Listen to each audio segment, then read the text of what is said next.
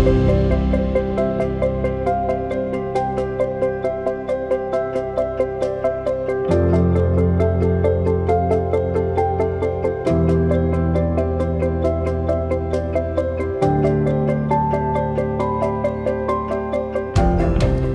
안녕하세요. 노유준입니다.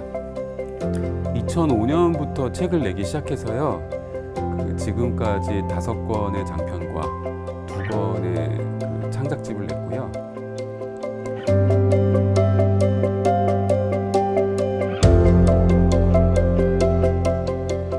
네, 도서관 강연이지만 오늘 그 강연의 주제는요. 플랫폼 시대의 소설이라고 하는 주제로 골라보았습니다. 그 도서관에 오면서 이제 플랫폼 이야기를 하게 된다는 게 좀 이상하게 생각되기도 했는데요. 요즘 많은 분들이 그 독자가 없다라는 얘기를 많이 하십니다. 그리고 이제 서점 같은 경우에는 제가 뭐 서점 이제 투어를 한 적이 있는데 그 서점 분들 걱정이 이만저만이 아니더라고요. 특히 이제 코로나 시대가 닥치면서 그 서점의 지금 매출은 심각하게 떨어졌습니다. 뭐 지금 다들 힘들죠. 뭐 도서관도 힘들고 뭐 책방도 힘들고 심지어는 뭐 최근에는 중고 책방들까지 힘들어진다는 그런 얘기를 들었죠. 많은 분들이 이제 독서를 안 한다 이렇게 얘기하시지만 그 통계에 따르면 그 활자 소비량은 훨씬 더 많이 늘었습니다. 그래서 이게 참 아이러니죠. 활자 소비량은 예전보다 많이 늘었는데 왜 책을 사는 사람은 없는 걸까? 자, 이게 이제 많은 사람들의 고민거리일 것 같습니다. 일단 그 소설의 좀 역사를 얘기해 보자면 그 소설이란 게 이제 크게 융성한 때는 그 18세기, 19세기거든요. 그래서 우리가 뭐 고전 문학 전집 이런 거 보면 이제 17세기부터 그 소설들이 많이 있는 것들을 볼 수가 있는데요. 17세기 책이 어땠을 것 같으신가요, 여러분? 그 17세기의 책은요, 굉장히 크기가 컸습니다. 한 이 정도 될걸요? 뭐 이 정도 되는 책이고요. 그 다음에 그 책이라고 하는 것이 그때에는 그 굉장히 고가의 제품이었기 때문에 지금 그때의 책 한 권은 그 지금 우리가 쓰고 있는 거의 노트북 한 권에 맞먹는다. 자, 이 정도였고요. 크기가 크다 보니까 꽂아 놓을 수가 없어서 크게 나무 괴짝을 짰습니다. 나무 괴짝을 짜고 그 안에 책을 이렇게 눕혀서 집어넣는 방식으로 그런 식으로 이제 보존을 했던 것이 17세기죠. 그때 이제 아무래도 가장 많이 팔린 책은 성경일 거고요. 자, 그럼에도 불구하고 그때 그렇게 크고 두꺼운 책으로 뭐 겉에는 이제 가죽으로 된 양장이죠. 자, 그런 방식으로 그 소설책을 만들었습니다. 그러니까 뭐 지금 생각하는 우리가 생각하는 소설과는 그 굉장히 많이 다르다고 할 수 있죠. 자, 18세기부터 이제 그 대중들이 읽을 수 있는 이른바 이제 소설들이 많이 나오기 시작하고요. 그리고 이제 19세기가 되면 그 거의 혁명적인 일이 일어나는데요. 이른바 이제 포켓북이라고 하는 게 나옵니다. 포켓북은 뭐냐면 종이로 만든 가벼운 책이에요. 겉에 커버도 그냥 소프트 커버라고 해서 지금 종이로 우리가 많이 만들잖아요. 그런 포켓북 사이즈의 책이 나오고 그게 사실은 지금 우리가 읽고 있는 소설책 사이즈보다 조금 작지만 어쨌든 그 원형을 만들었다고 할 수 있습니다. 그 포켓북의 개념은 그런 거예요. 그 예전에 이제 코트 같은 거 입으면 바깥쪽에 주머니 있잖아요. 그 바깥쪽 주머니가 좀 그 크게 디자인돼 있는데요. 그 포켓에 딱 들어갈 수 있는 그 사이즈로 만든 게 포켓북입니다. 그럼 이제 비교를 해보죠. 17세기의 소설이 있고 19세기의 소설이 있다면 이제 비교를 해보자면 17세기 소설을 읽으시잖아요. 그럼 이제 어떤 일이 발생하냐면 분명히 이게 로맨스 소설인데 남자가 여자를 만나기까지 거의 80페이지, 100페이지가 없어집니다. 안 만나요. 일단 그 둘이 어떤 방에서 만나기로 했다면 그 방이 어떻게 생겼는지 다 묘사해 줍니다. 또 옷차림까지도 전부 다 얘기해 주고 만나기 전에 뭐 했는지 성격이 어떤지 뭐 이런 것들 그날 아침에 무슨 일이 있었는지 이런 얘기까지 양쪽 다 얘기해 줘요. 그 다음에 비로소 만납니다. 길이도 길고 문장도 굉장히 촘촘하고 그 다음에 문장 자체가 긴 것을 우리가 볼 수 있습니다. 왜 그럴까요? 책이 크기 때문이죠. 책이 크니까 그 공간을 채우기 위해서는 그런 길고 지루한 서사가 필요했던 거죠. 자, 근데 19세기가 되면 얘기가 달라집니다. 19세기에는 이제 사진술이 생기면서 많은 사람들이 방이 어떻게 생겼고, 그 다음에 뭐 귀족들이 어떻게 살고, 이런 것들을 어느 정도 아는 상황이 되었습니다. 자, 그러다 보니까 굉장히 진행이 빨라져요. 그 다음에 이제 자유간접화법이라고 해서 그 하나의 문장인데도 불구하고 여러 가지 시점으로 읽힐 수 있는 그런 문법을 사용하기 시작하는데요. 그것이 지금 우리가 사용하고 있는 순수 소설에서의 그 소설 문체죠. 그 문체가 19세기에 탄생을 합니다. 자, 왜 이렇게 됐을까요? 자, 책은 훨씬 더 줄어들었는데 그 안에 내용들을 담아야 되니까 문장은 짧아야 되죠. 진행은 빨라야 되죠. 자, 여러 사람의 그 시선을 다 따로 얘기할 수 없어요. 17세기 소설은 작가가 직접 등장해서 내가 봤을 때 그녀는 이렇게 다 따로 설명해 주거든요. 근데 19세기 소설부터는 아니에요. 딱 문장을 읽으면 이건 그의 생각일 수도 있겠고 그녀의 생각일 수도 있겠구나. 이런 복합적인 시선으로 읽혀지는 그런 문체들을 사용하기 시작합니다. 자, 이 모든 일들은 사실상 책의 크기 때문에 생겨난 일입니다. 그래서 많은 분들이 간과하고 있는 게 있는데 책이라고 하는 거는요, 페리텍스트가 굉장히 중요합니다. 그 책의 사이즈가 그 책의 내용을 결정한다고 해도 과언이 아닙니다. 모바일 시대가 됐습니다. 모바일 시대가 되니까 이제 전자책은 뭐 따로 있었고, 지금은 모바일로 많은 것들을 보죠. 예전에 이제 스마트폰이 그 크기가 작았을 때는 사람들이 스마트폰으로 책을 읽지 않았습니다. 잘 안 보이니까요. 근데 지금 스마트폰 사이즈가 커지면서 많은 분들이 그 스마트폰으로 전자책을 보고 있다는 사실을 제가 알고 있습니다. 스마트폰으로 많은 컨텐츠를 소비합니다. 지금 이게 실정인데요. 스마트폰의 사이즈가 커지기 시작한 시기와 그 다음에 한국에서 그 웹소설이 갑자기 그 융성하기 시작한 시기 거의 일치합니다. 이게 뭘 의미하는 걸까요? 드디어 우리가 스마트폰으로 소설을 읽을 수 있는 시대에 돌입했다는 걸 의미하죠.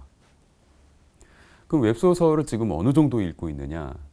웹소설 시장이 지금 아마 거의 한 6천억? 이 정도에 도달했을 겁니다. 6천억이면은 그 1년 동안 약 그 종이책으로 따지면 1억 권의 소설이 팔리고 있다는 건데요. 그 웹소설이 가장 큰 시장이라는 걸 알 수 있죠. 자, 웹소설이 유치하다는 얘기들을 많이 하십니다. 자, 이거를 어떻게 소설이라고 부를 수 있겠느냐. 자, 이렇게 말씀하시는 분들도 계시지만, 스마트폰으로 소설을 읽다 보면요, 안 되는 장르들이 있습니다. 그러니까 그 웹소설로는 잘 할 수 없는 장르들이 있는데, 이를테면 추리소설 어렵고요. SF도 어렵습니다. 이 두 장르가 대표적으로, 호러 같은 장르도 좀 힘들죠. 이 세 장르가 이제 대표적으로 웹소설에서 힘든 경우인데요. 이게 왜 그러냐면 웹소설은 일주일에 3번, 많으면 5번까지 연재를 하잖아요. 근데 추리소설은 맨 앞에 나왔던 이야기들이 결말에 가서 도미노 쓰러지듯이 얘기가 뒤집혀서 반전을 가져오는 게 그 추리소설의 매력이잖아요. 근데 연재를 300화 이렇게 하는데 300화를 읽고 있는 사람이 앞에 1화에 나왔던 이야기를 기억할 수가 없어요.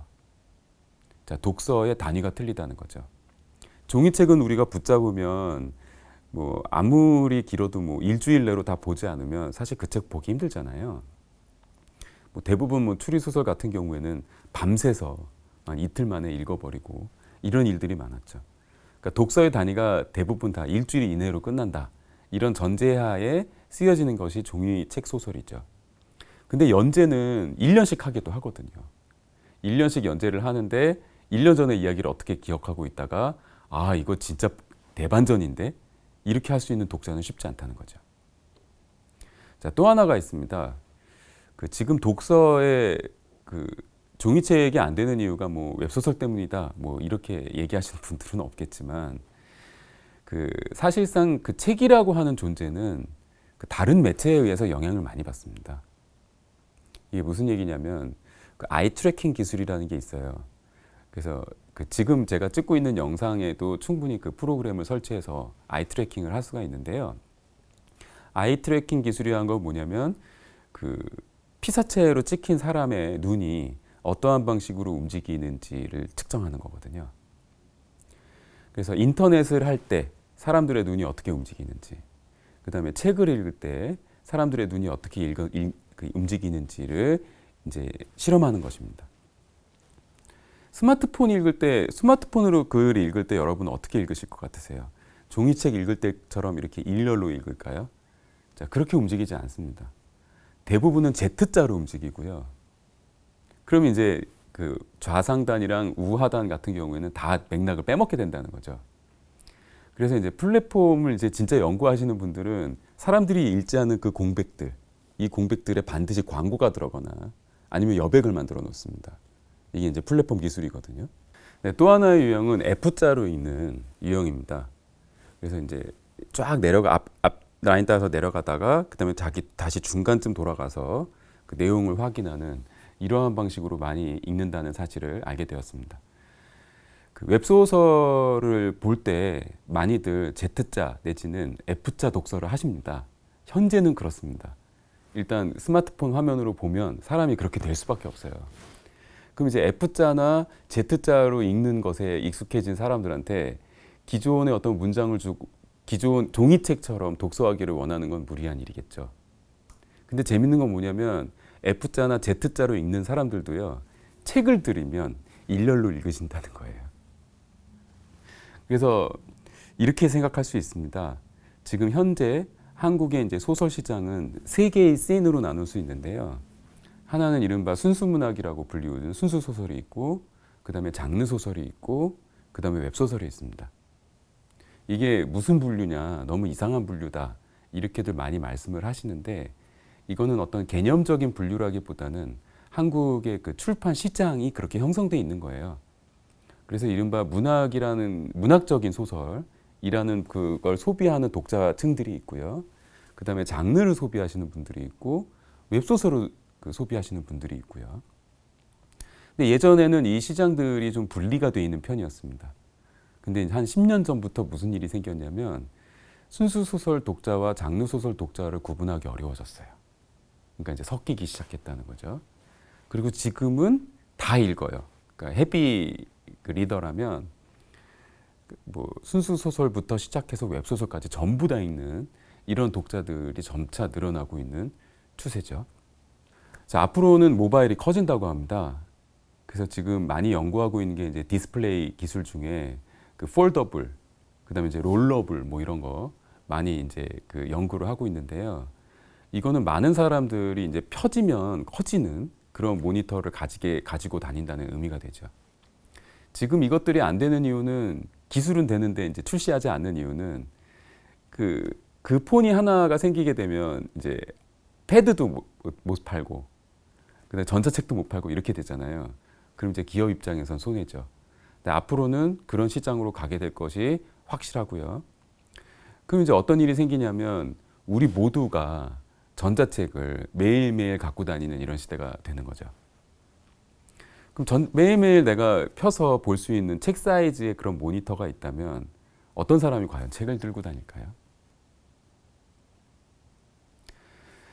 자, 그 웹소설과 장르소설, 이제 웹소설 플랫폼 안에 지금 장르소설들이 이제 들어가려는 그런 움직임을 보이고 있습니다. 현재까지는 아주 잘 되진 않았지만 성공한 작품들도 있어요.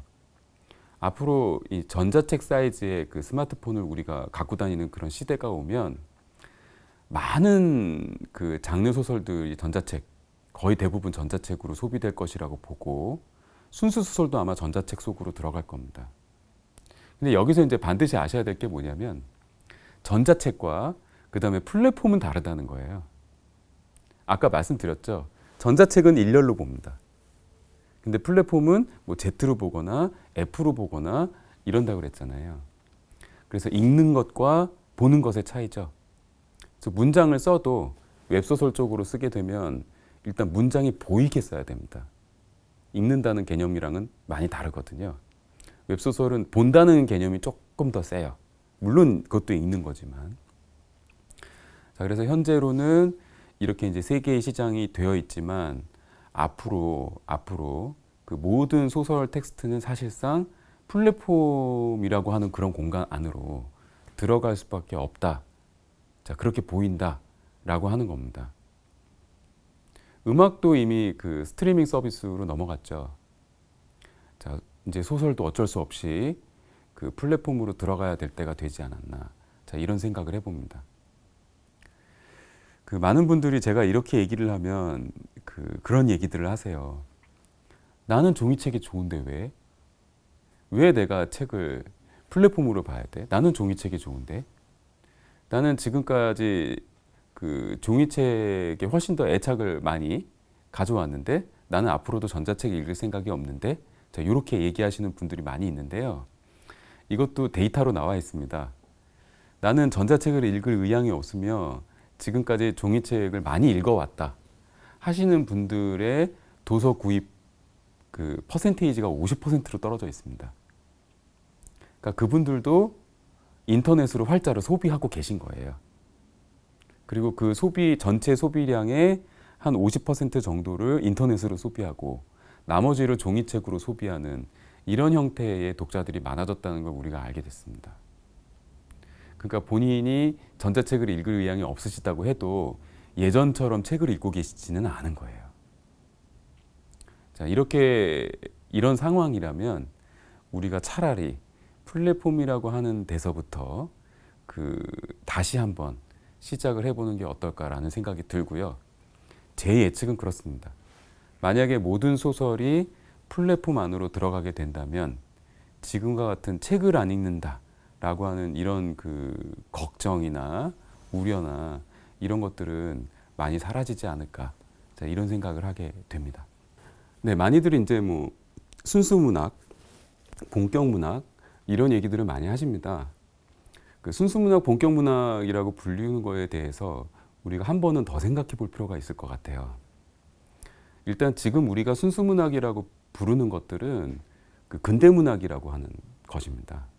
근대 문학은 이런 거죠. 원래는 소설이라고 하는 게 대중들한테 팔리는 어떤 흥미를 요하는 그런 재미있는 어떤 컨텐츠였는데 어느 순간부터 그 국가들이 이 소설을 장려하는 것이 그 민족 국가를 건설하는 데 있어서 굉장히 중요하다는 사실을 알게 됩니다.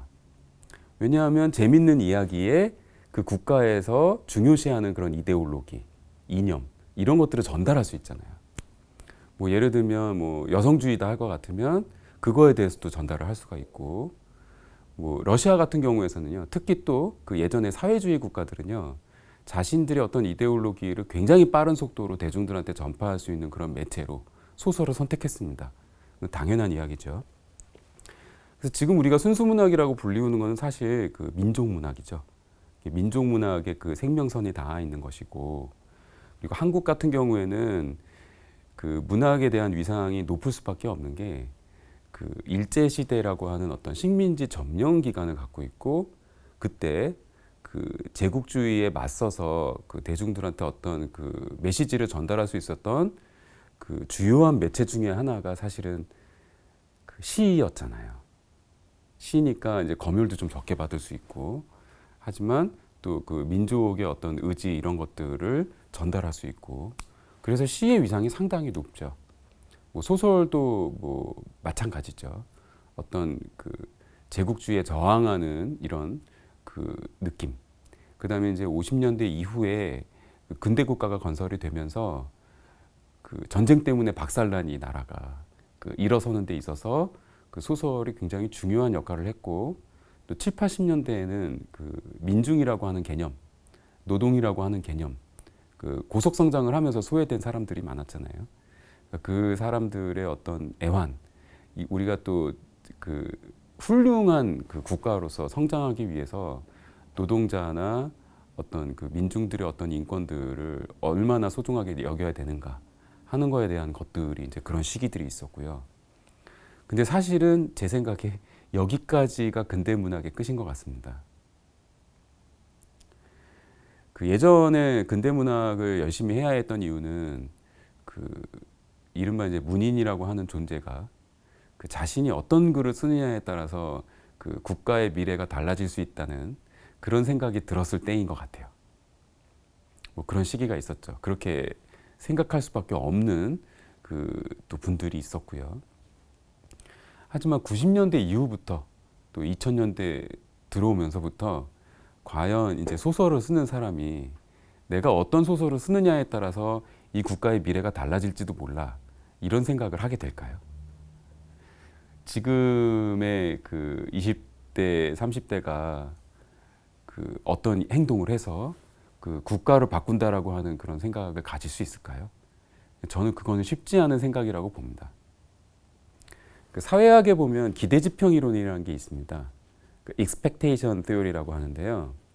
이 기대지평 이론은 뭐냐면 그 하나의 그 근대 국가가 그 형성됨에 있어서 그 해당 그 국민들의 기대, 앞으로 내가 열심히 일하면 잘 살 수 있다, 부자가 될 수 있다, 이런 기대감이 생겨나게 되면 실제로 그 국가가 잘 살게 된다는 겁니다. 그 기대지평 이론에 잘 드러맞는 나라가 바로 한국입니다. 왜냐하면 그 5공화국 때 그 경제성장 지수가 계속 높았잖아요. 뭐 5%, 7% 뭐 이렇게 계속 됐었고, 자 이렇게 되니까 많은 사람들이 나도 10년 동안 열심히 일하고 고생을 하면 집도 생길 것 같고 부자가 될 것 같고, 자 이런 기대를 가졌다는 거죠. 자 근데 당시에 그 미국의 경제학자들이 분석했을 때는 그럴 수 있는 상황은 아니었던 거죠. 근데 경제학자들이 맞았을까요? 국민들의 기대가 맞았을까요? 국민들의 기대가 맞았습니다. 왜냐하면 그런 기대를 가지고 열심히 일했으니까 실제로 이제 부자가 된 거죠. 근데 지금은 그런 시대가 아닙니다. 저성장 시대고, 우리는 앞으로 이제 얼마나 많이 소비하고 많이 소비하고 돈을 많이 벌 것인가, 이런 문제보다 얼만큼 소비를 줄이고 그 돈을 버는 것보다 그 다른 일을 하는 것을 통해서 그 내 자아 실현을 하는 이런 거에 더 그 중점을 두어야 하는 그런 시기가 왔거든요. 그리고 사실 지금 좀 아픈 얘기지만 내가 지금 열심히 일하면 10년 뒤, 20년 뒤에 집을 살 수 있어? 이렇게 생각하시는 분들은 많지 않을 겁니다. 자, 이렇게 되면 기대지평은 사라지게 되는 거죠. 그 소설은 원래부터 그 대중들이 읽는 장르였어요. 그럼 지금 우리가 그 웹소설을 통해서 보고 있는 건 뭐냐면, 저는 그 17세기나 18세기 상황이 재현되고 있는 거라고 봅니다. 디지털에서 재현되고 있는 거죠. 그 증거로 우리가 생각할 수 있는 게 지금 웹소설에 그 예전에 설화나 민담이나 이런 데 있었던 그 대중들이 좋아할 만한 그런 코드들이 있잖아요. 뭐 전설이라든가 뭐 이런 그 구비문학적인 요소들이 굉장히 많이 들어와 있습니다. 자, 그럼 우리는 그 소설이라고 하는 그 어떤 매체가 근본적인 변화를 겪고 있다. 어떤 또 다른 시작을 준비하고 있다.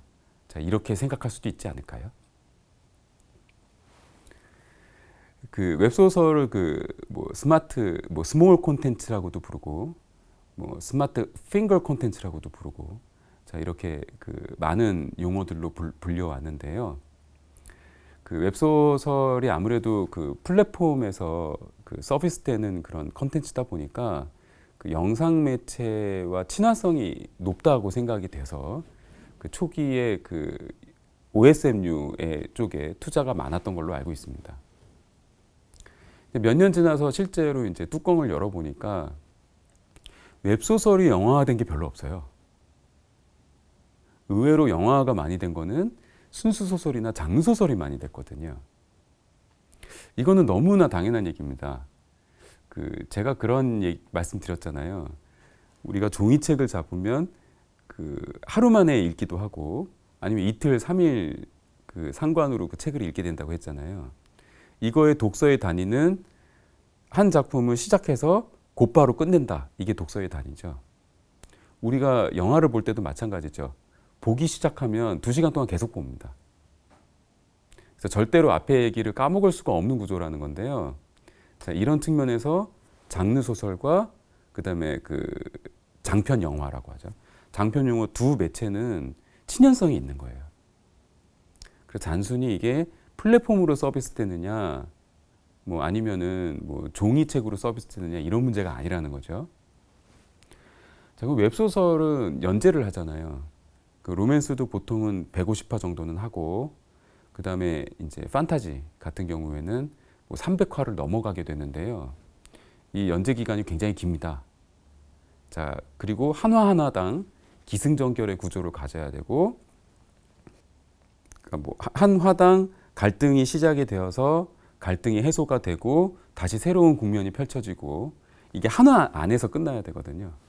요 구조는 그 영상 매체 중에서 어떤 거랑 가까운가요, 여러분? 그죠, 드라마죠. 그래서 웹소설은 드라마화된 게 많습니다. 이거 무슨 얘기인지 아시겠죠? 그래서 우리가 그 어떤 매체를 나의 시선으로 볼 것이 아니라 객관적으로 좀 물러나와서 이런 현상들이 왜 일어나고 있고, 이 현상들이 지시하고 있는 방향은 어디고, 이런 것들을 보아야 하는 것이지, 내 머릿속에 소설이란 건 이런 건데 라는 어떤 고정관념을 가진 다음에 그 기준에 맞지 않는 것들을 배제하는 식의, 이런 식의 독서 방법은 나쁜 것 같아요. 나쁜 것 같습니다. 자, 이제 그 앞으로 그 화면이 커진다는 이야기를 그 많이 했는데요. 이미 아마 그 전자책 스트리밍 서비스가 시작이 되었죠. 그래서 전자책 스트리밍 서비스를 지금 보시면 많이 팔리고 있는 것들은 인문학서라는 사실을 알 수가 있습니다. 작품은요, 소설 작품이 팔리기도 하죠. 뭐 그 어떤 무슨 북스라는 이름을 가진 플랫폼에서는 뭐 소설을 팔기도 했고, 지금 시도를 많이 하고 있습니다. 무슨 서재라고 불리우는 플랫폼에서도 그 종이책을 내지 않고 플랫폼에서만 서비스되는 그런 소설이라는 개념을 가지고, 그 이제 기획이죠. 어떤 기획을 가지고 그 연재를 하는 이런 방식으로 이미 시작을 한 것으로 알고 있습니다. 근데 이거를 왜 지금 시작했냐면요. 그 소설 작품을 플랫폼에서 읽으시려는 분들이 많지 않았어요. 그러니까 그런 스트리밍 서비스로 보시려는 분들이 많지 않았어요. 그 스트리밍 서비스에서 그 잘 팔리는 그런 장르는 뭐였냐면 에세이였고요. 그 다음에 인문학서가 많이 팔렸고, 심지어 인문학적인 내용을 담고 있는 에세이가 가장 많이 팔렸을 거예요. 자, 그런 그 특성을 가지고 있다는 거죠. 그래서 플랫폼은요, 그 플랫폼 하나가 그 목소리를 가지고 있다거나 아니면 인격이 있다거나 이렇게 생각하시면 편할 것 같아요. 예를 들어서 A 플랫폼에서 잘 될 수 있는 책이 B 플랫폼에서 잘 되느냐 하면 아니란 말이죠. 처음부터 그 텍스트가 그 가야 될 플랫폼이 있는 거죠. 어쩌면 어떤 컨텐츠는 지금은 어떤 플랫폼으로도 갈 수 없을지도 몰라요. 그래서 플랫폼에 아무 작품이나 다 갖다 놓는다고 되는 것이 아니라 그 플랫폼에 맞는 작품이 따로 있다라는 식으로 생각을 해야 된다는 거죠. 이것은 상품을 파는 플랫폼도 마찬가지입니다. 예를 들면 요즘 뭐 그 인테리어 그 소품 같은 것들을 파는 인테리어에 관련된 그런 플랫폼들이 있잖아요. 그죠? 그럼 뭐 무슨 집이다 하면 그 플랫폼에 이제 들어가 보시면 그 플랫폼의 어떤 그 성향이 있습니다. 그리고 그 플랫폼에 맞는 어떤 톤이 있어요. 그래서 그 플랫폼은 그 플랫폼의 어떤 브랜드 이미지라고 하죠. 그 브랜드 이미지를 살려줄 수 있는 것들만 컬렉션을 해야 되고요. 그래야지만 그 플랫폼이 알려지고 사람들 머리에 각인이 되죠. 자, 이렇게 한번 결이 잡히면요, 이 플랫폼은 또 그 분위기를 쉽게 바꿀 수가 없습니다. 그래서 본인 플랫폼에 맞는 것만 할 수밖에 없어요. 그럼 어떤 상품은 아무리 좋은 상품이라고 하더라도 그 플랫폼과 맞지 않으면 거기 납품을 해서는 안 되겠죠. 자, 뭐 무슨 컬리라고 하는 그런 플랫폼도 있죠. 그 코로나가 이제 터지고 나서 이제 새벽 배송 이런 걸로 이제 굉장히 유명해진 그런 플랫폼인데요. 이 플랫폼 같은 경우에도 본인들이 컬렉션하는 거에 대한 어떤 그 라인이 있죠. 그 플랫폼만의 어떤 그 성향이 있습니다. 그 성향에서 벗어나면 그 플랫폼의 인지도는 떨어지고 그런 매출은 떨어지겠죠. 이게 이제 플랫폼인데요. 자, 마찬가지로 소설 쪽 플랫폼도 마찬가지라고 저는 생각합니다. 지금 그 웹소설의 형식, 연재 형식으로 장르 소설을 연재를 했더니 그닥 종이책만큼 좋은 결과가 나오지 않았다라고 말씀하시는 분들이 많은데요. 자, 그것은 웹소설 플랫폼에 들어가 있기 때문이에요. 자, 무슨 얘기냐면 장르 소설은 웹소설과 같이 같은 플랫폼에 있어서는 빛을 보기가 어려운 거죠. 그럼 장르 소설은 어디로 가야 되느냐? 제 생각은 그렇습니다. 장르 소설은 이제 장르 소설에 맞는 새로운 플랫폼이 나와야 되지 않을까. 자, 이런 생각들을 가지고 있는데요. 아마 지금 그 웹소설 그 플랫폼들도요, 그게 고민일 겁니다. 그 플랫폼에서 웹소설만 팔 수는 없는 거거든요. 앞으로는 장르 소설도 아니면 다른 종류의 어떤 소설들도 그 플랫폼 속으로 들어와 줘야 되는데 지금은 그게 잘 되지 않죠. 그럼 앞으로 어떻게 그 컨텐츠들을 끌어들여서 그 플랫폼에 그 적재를 할 것인가?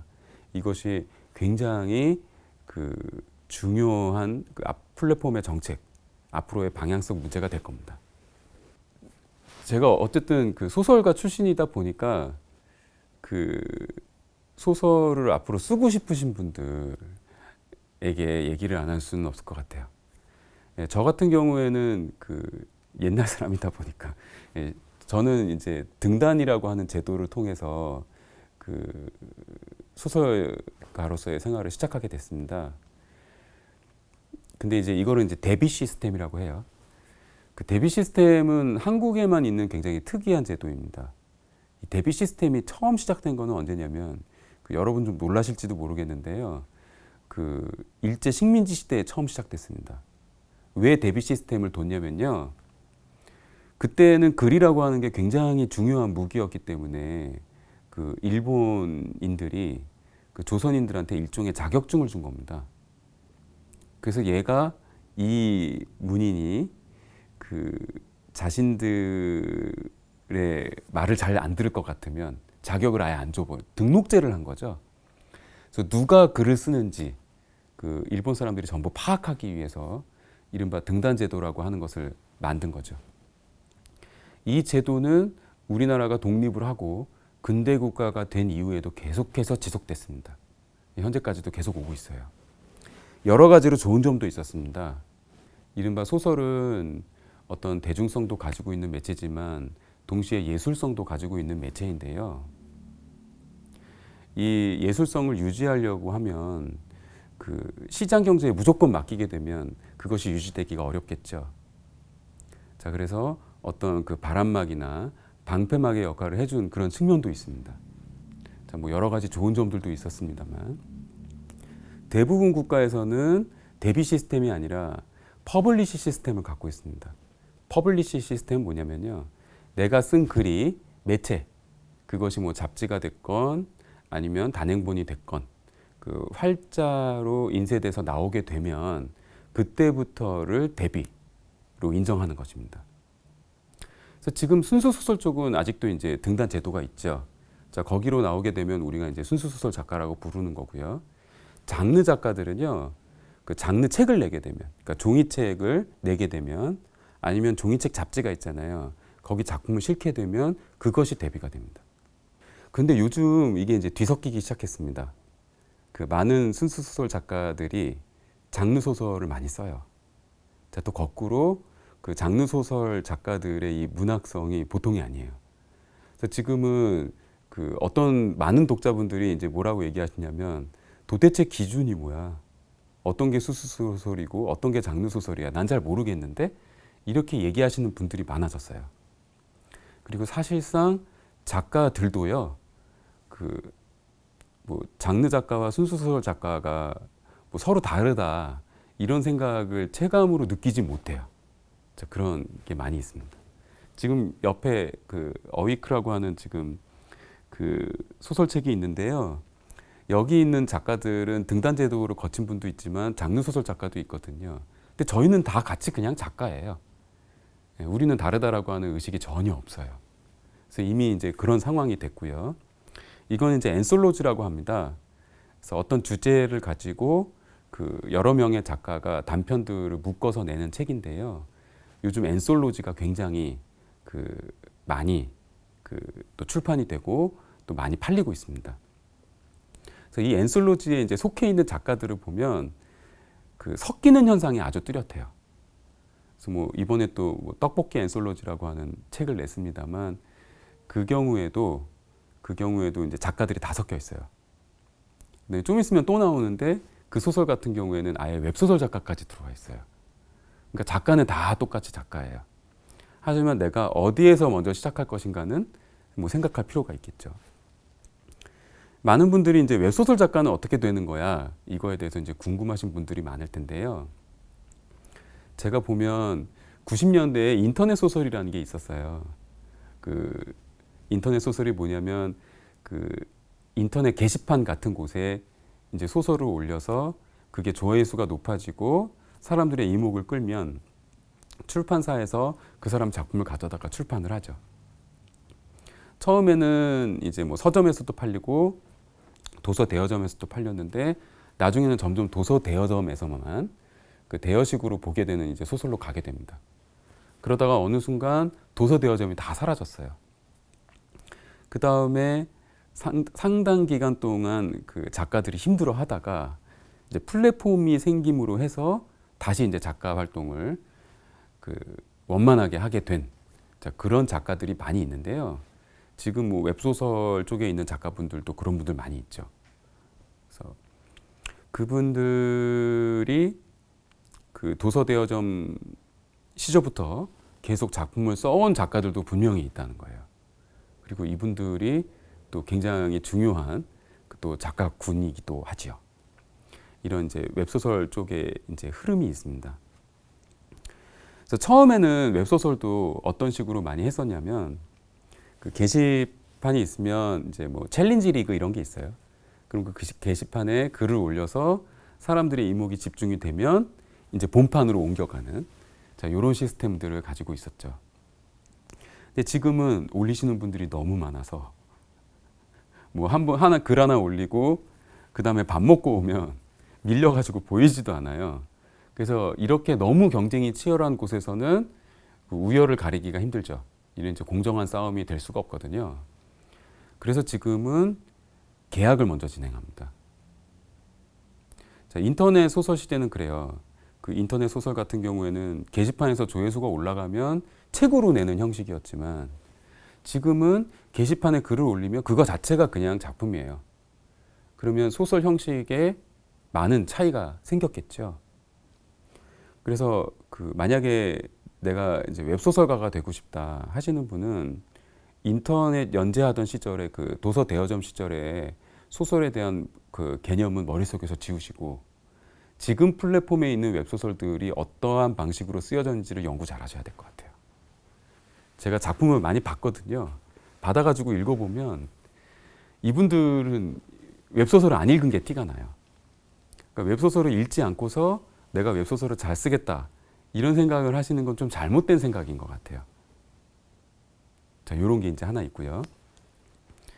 그래서 지금은 그 개인과 플랫폼이 직접적으로 계약을 잘 하지 않습니다. 중간에 법인을 하나 끼우려고 해요. 그럼 중간에 들어간 그 법인이 이제 에이전시가 되겠죠. 그래서 현재 한국에서 에이전시 역할을 하고 있는 거는 출판사입니다. 그래서 이런 방식으로 돼 있어요.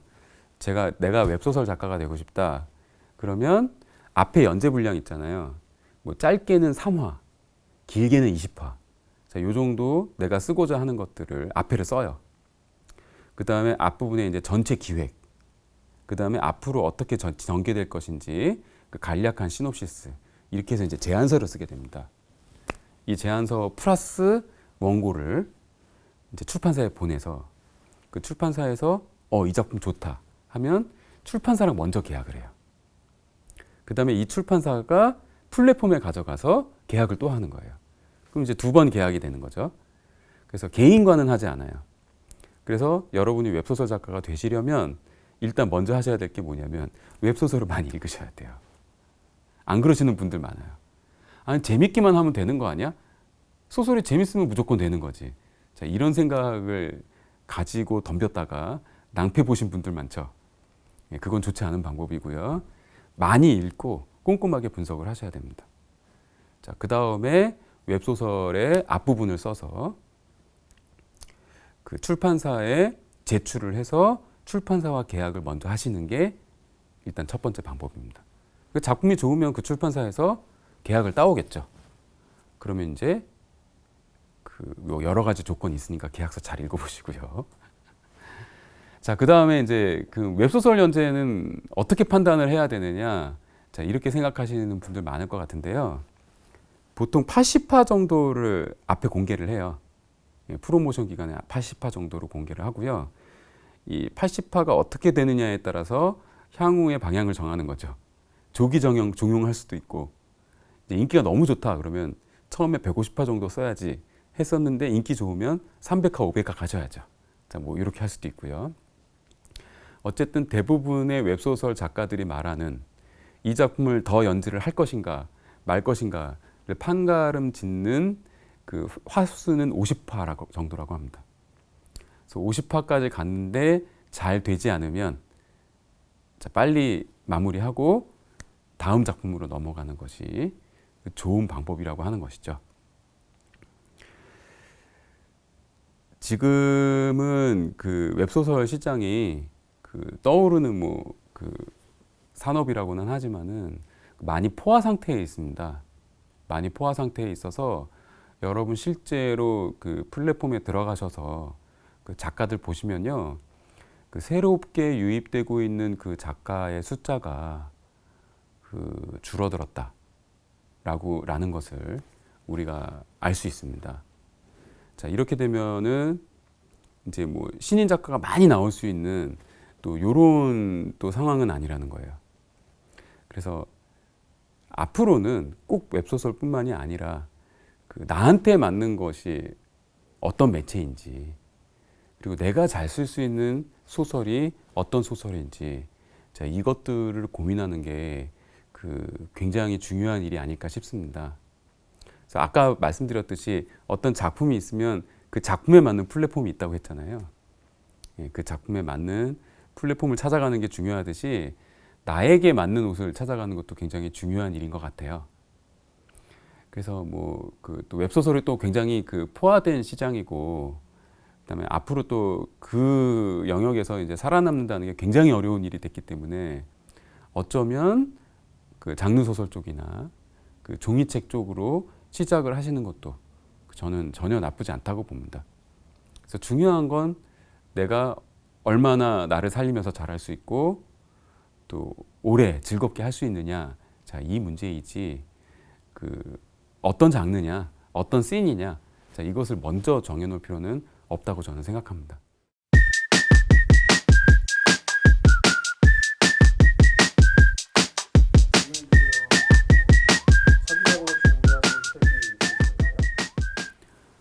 제가 웹소설 그 연재를 시작하게 될 것 같습니다.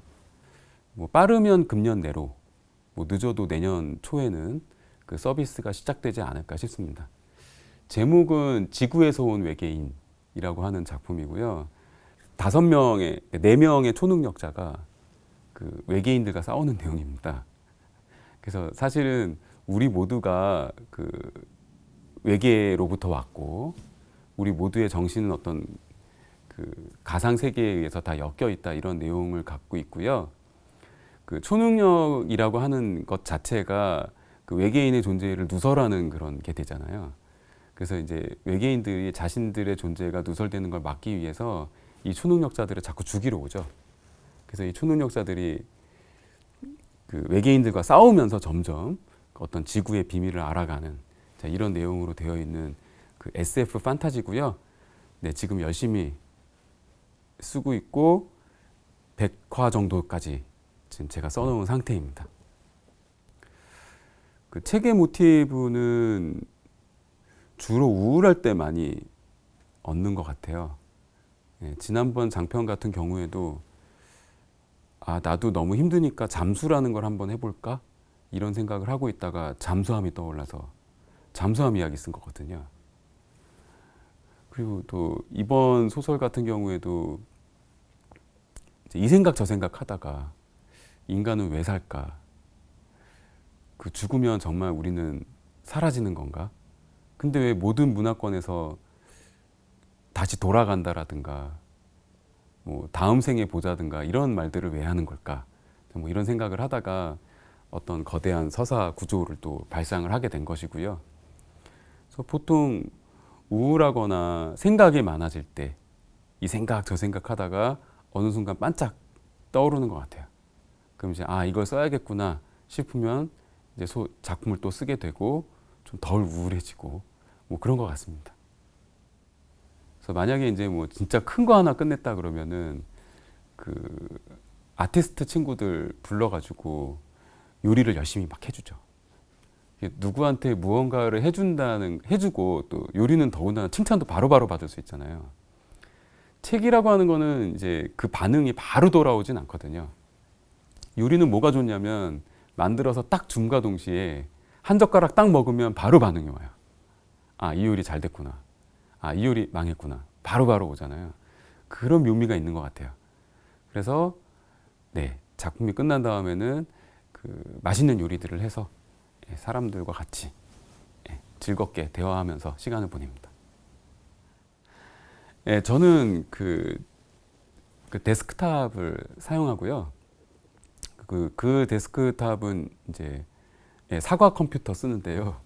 이유가 뭐냐면은 그 컴퓨터가 어지러워지질 않아요. 웬만하면 다 차단해주기 때문에 뭐 갑자기 뭐 문서가 날아간다거나 컴퓨터의 구성이 바뀐다거나 이런 일들이 없는 좀 폐쇄적인 그 시스템이 좋아서 그 사과 컴퓨터를 쓰고 있고요.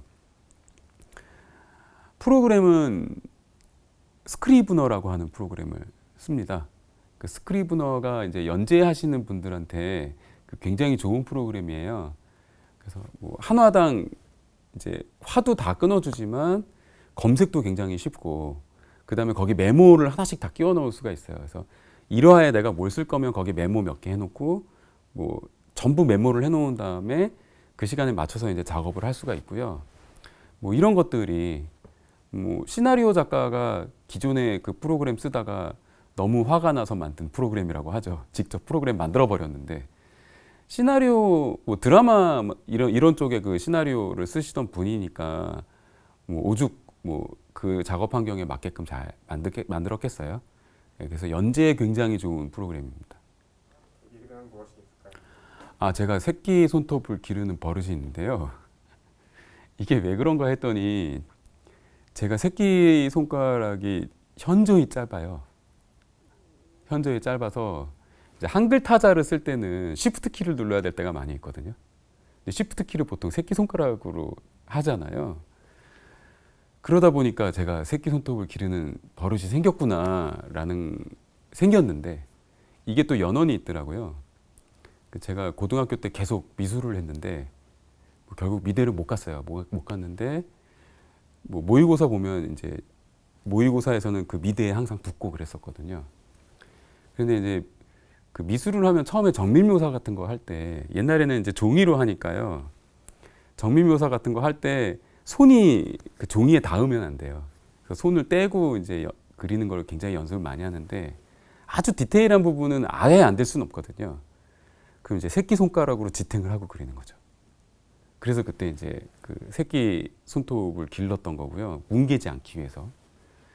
그 버릇이 남아서 제가 그 소설을 쓰고 있을 때는 새끼 손톱을 웬만하면 안 자르는. 작품 끝나면 잘라요. 자르고 나면 너무 좋거든요. 네, 오늘 그 너무 만나서 반가웠고요. 그 많은 분들이 그런 얘기들을 하세요. 이제 서점은 뭘 할 것인가? 도서관이 오히려 그 종이책의 판매량을 떨어뜨리는 건 아닌가? 자, 이런 말씀들을 많이 하시는데요. 그렇지 않습니다. 그 서점은 앞으로 책이 아니라 그 독서하는 문화를 팔아야 될 것이고요. 그 다음에 도서관은 그 책을 소개하고 큐레이팅하고 그 다음에 책과 친해질 수 있는 그런 계기들을 만드는 그런 공간이 되어야 하겠죠. 우리가 인터넷으로 활자를 소비하게 된다고 하더라도 절대 도서관이나 서점은 사라지지 않는다. 자, 이것들을 말씀드리고 싶습니다. 만나서 너무 반가웠습니다.